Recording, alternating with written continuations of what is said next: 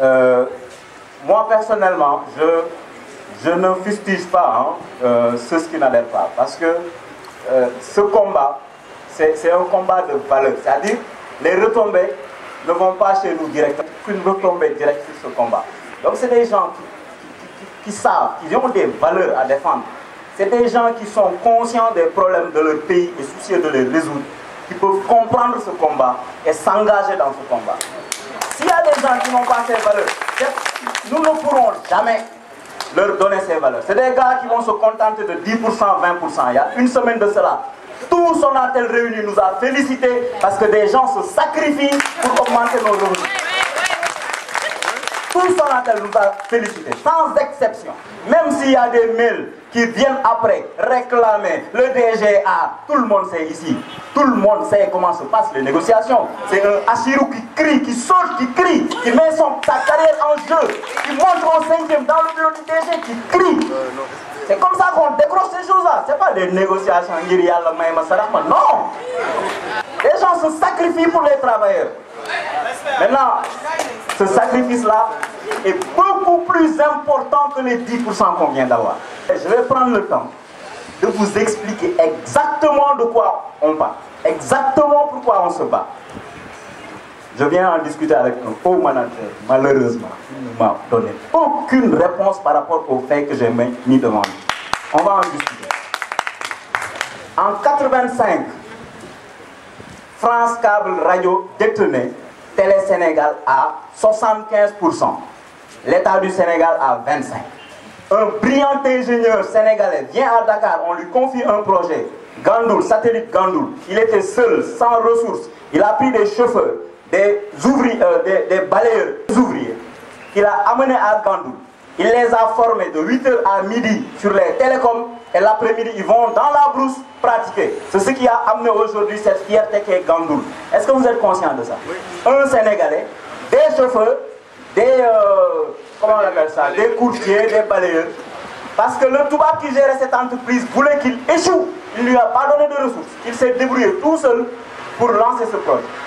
Le président Abdou Diouf, quand il est venu inaugurer ce projet, on lui a dit, il a demandé c'est qui le chef de projet. On lui a dit c'est ce Sénégalais-là, il n'en revenait. Donc chaque mois, tu viens à la primature débriefer sur l'état d'avancement de ce projet.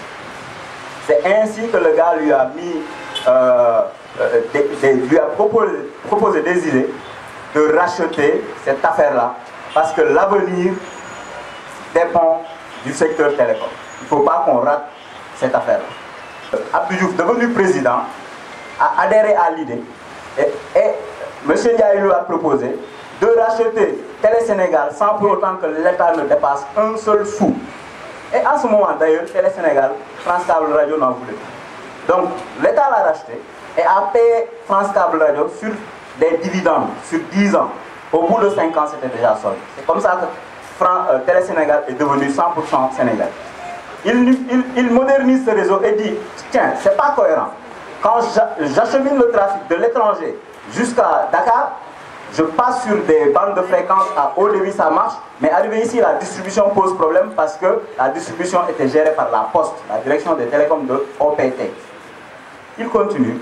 Monsieur le Président, je pense que le mieux aujourd'hui, c'est de regrouper ces deux entités en une seule société qui pourra gérer les télécoms de bout en bout dans le Sénégal. On va créer la Société nationale des télécommunications. C'était en 1985.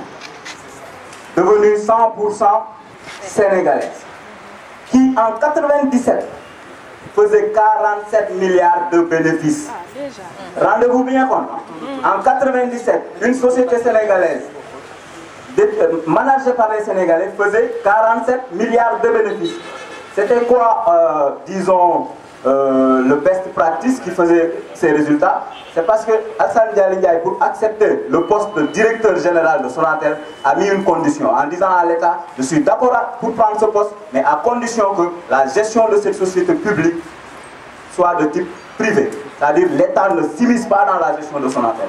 C'est ça qui fait le succès de Sonatel. Une société donc à 100% détenue par l'État, management type privé, 47 milliards de bénéfices, 1600 agents en 1997. Maintenant, il s'agissait d'étendre l'influence de Sonatel dans la sous-région. Et même dans les textes, que je détiens, vous allez lire, on dit exporter l'expertise de Sonatel dans la sous-région, prendre des parts de marché dans la sous-région. Écoutez bien, exporter l'expertise de qui? De Sonatel dans la sous-région et prendre des parts de marché. Comment on va faire? On va privatiser, ouvrir le capital de cette boîte, chercher un partenaire qui nous accompagne pour qu'on réalise nos objectifs. Pas les objectifs du partenaire. Pour qu'on réalise nos propres objectifs que sont d'aller chercher des parts de marché et d'exporter notre expertise. Maintenant, je vais sauter tout ça pour arriver aujourd'hui. Aujourd'hui, on lui dit, vous n'avez plus d'expertise. Laissez le partenaire gérer l'activité pour laquelle vous avez reçu votre licence. Et vous, focalisez-vous sur une activité pour laquelle vous n'avez aucune licence. Quoi qu'on puisse dire, Orange Money n'est pas notre activité de base. Je ne suis pas en train de fustiger Orange Money. C'est un relais de croissance, d'accord. Mais quand Google a voulu s'étendre, il n'a pas délaissé Internet pour se focaliser sur des véhicules, sur du mobile. Il a pris son cœur de métier, qui était Internet, l'a agrandi pour créer une société qui s'appelle Alphabet, qui se prend comme socle son activité de base qu'il étend. Mais nous, on nous dit non, non, non.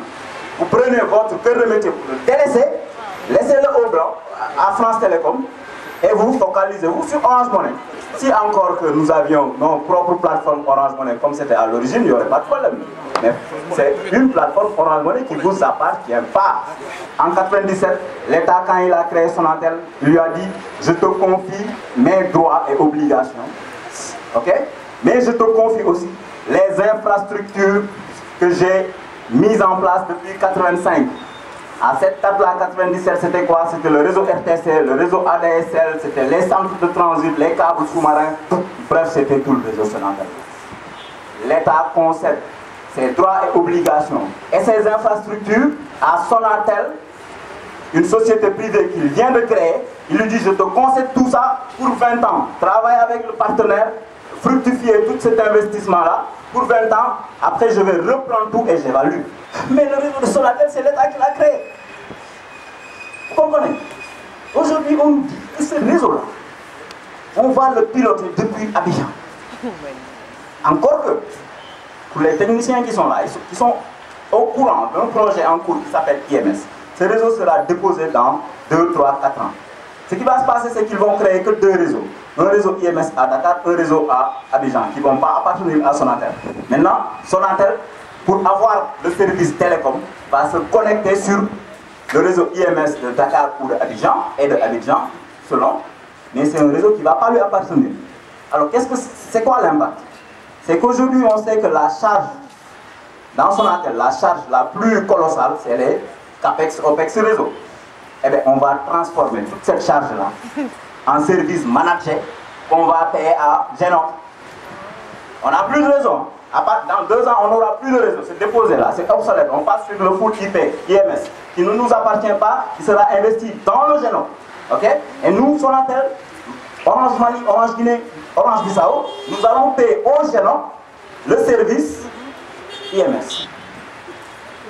Et dans 2 ans, quand l'État du Sénégal va dire, ok, évaluons tout ça, je t'avais confié ma concession, mes infras, il dit, l'infra, on l'a déposé là, on est connecté sur le Genop. Et mes compétences là, qui avaient créé tout ça, et je les ai transférées chez le Chinois là, après 5 ans, ils vont... C'est quoi ce bordel là? On ne parle pas de 34 emplois, les avantages pris machin à 34 personnes. Mais écoutez, élevez le débat là. On n'est pas sur ça. Le contrat que vous avez reçu de l'État, qui vous lie avec l'État du Sénégal, ce qui vous lie avec le partenaire, c'est clair. Dans l'esprit et de la lettre de la concession, c'est une minorité de blocage pour un partenaire qui nous accompagne. Même si par la suite, il y a une acquisition de 9%, ça ne change en rien les termes de ce partenariat-là. Nous ne sommes pas des employés de France Télécom. On nous dit, oui, notre décision générale a les mains liées. Mais qu'est-ce qui lie leurs mains? Ils n'ont qu'à nous sortir un seul texte qui lie leurs mains. Un seul. Il n'y en a pas. Si toi tu vas chez ton voisin, tu lis tes mains et tu plonges. C'est comme disait Ousmane Diagne. Je te dis, prête-moi une chaise, toi tu me livres toute la maison.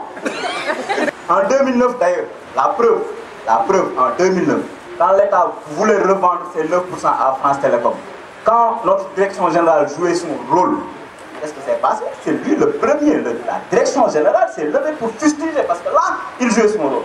Son rôle, c'est d'être garant de l'équilibre entre les parties. Quand l'État déborde, on le recadre. Quand FT déborde aussi, on doit le recadrer. Mais aujourd'hui, ils nous disent oui, l'État content, allez crier, le syndicat. Non, l'État 4G. Parce que ce qui se passe en interne, c'est 10 fois plus catastrophique que la 4G est contre. Un partenaire est en train, un simple partenaire est en train de mettre la main sur toutes les ressources de Sonatel. S'il y a quelqu'un parmi vous, là où il travaille, peut me démentir, je suis preneur. Mais ce que je constate, c'est que dans toutes les chaînes d'activité de Sonatel, FT a mis sa main dessus.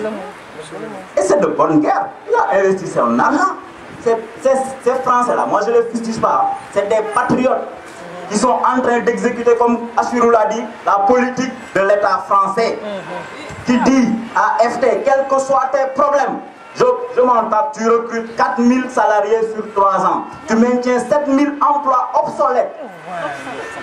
Tu sauves ton compatriote Alcatel qui est en train de mourir, trouve-lui des marchés. Et ils font leur job. Ils font leur boulot. Pour sauver Alcatel, ils viennent chez nous, qui sont aussi ambitieux qu'eux, qui depuis 1997 avions des ambitions autant qu'eux. Ils viennent nous dire non, laissez tout ça, donnez-nous ça, on va sauver nos 7000 emplois, on va créer nos 4000 emplois, vous partez chez le Chinois, le temps que le Chinois vous dégomme à l'appel là, après, et si vous revenez, vous allez perdre 20% de vos actions, hein? Attention, hein? Non, c'est pas logique. Si aujourd'hui, nous le souhaitons, nous nous battons que pour nous, on vient d'avoir 10% d'augmentation, en moyenne disons 15%. Nos camarades concernés, nos collègues concernés, on leur fait plein de promesses pour qu'ils partent. Chacun peut partir avec 100 millions. Moi-même, j'aurais pu aller renégocier rapidement là pour partir. C'est possible. Si on se battait que pour nous, on pourrait dire que ces projets-là sont favorables pour nous, le personnel de Sonatel. Chacun peut s'en tirer à bon compte.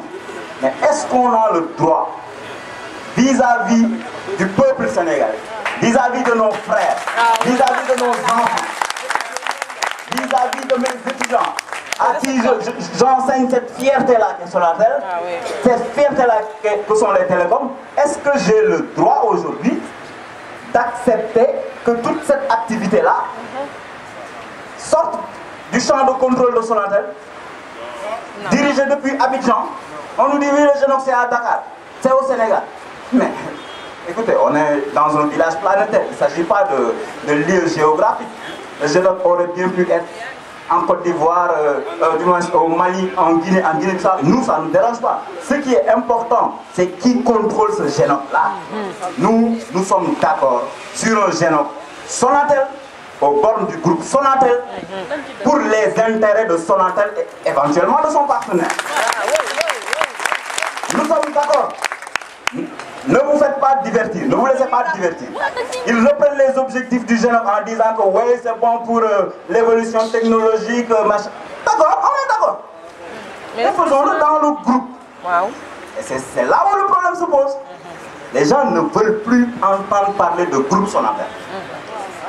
Quand on ira vers le Génox Abidjan, là, le Génox des 10 DFT, ce terme groupe Sonatel est rayé d'office, est rayé définitivement. On parlera de Orange Sénégal, Orange Niger, Orange Cameroun, Orange Mali. Notre filiale, ce n'est pas notre DG qui est PDG.